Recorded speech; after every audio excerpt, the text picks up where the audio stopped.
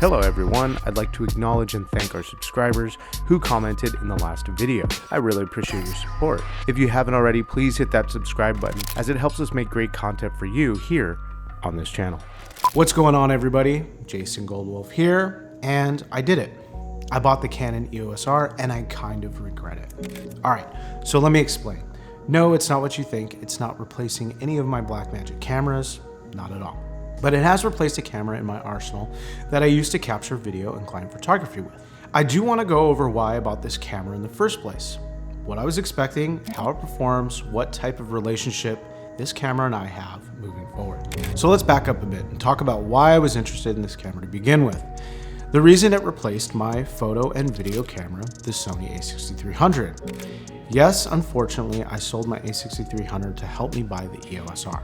The first reason is we have a few clients we do light photography for, so having a dedicated still camera for these projects was a plus. Second is it has a full frame sensor. I've been itching to get my hands on a full frame sensor for a long time to have better DOF, no change to effective focal length, awesome autofocus, and more megapixels. It's no secret how cool Canon's autofocus is, so I wanted to take advantage of this feature as well. The camera supports 4K and 1080p at a compressed rate. That makes smaller social media client works a breeze. Plus, who doesn't like more resolution? I should also add Canon's awesome color science. For all of these reasons, upgrading my photo camera was a must. If we compare the two cameras, you'd be surprised to find out the max resolution isn't much of a difference. Canon EOS R coming in at 6720 by 4480 max res, and Sony's a6300 at 6000 by 4000. Not much of a difference.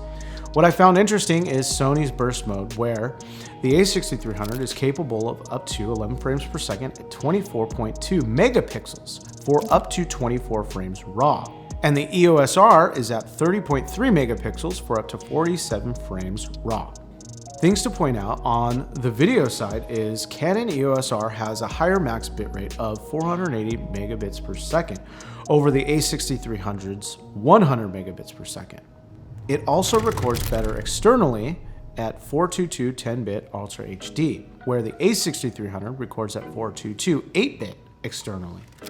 Something everyone's talking about is the EOS R crop when shooting in 4K, but uses the full sensor when shooting 1080. Scaling your 1080 footage to 4K isn't all that bad.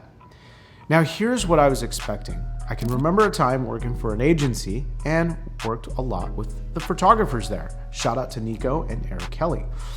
They shot a bunch of ad content on 5D Mark IVs. I remember being blown away by the resolution and color. With the EOS R being so close to the 5D Mark IV, I thought for sure I'd get similar, if not identical results to that. After my first photo shoot, I rushed to my computer and dropped my files into Lightroom, and yeah, I wasn't that impressed, not at all. Don't get me wrong, the images were great, color was beautiful and all, but it wasn't much different from what I was capturing on my Sony a6300.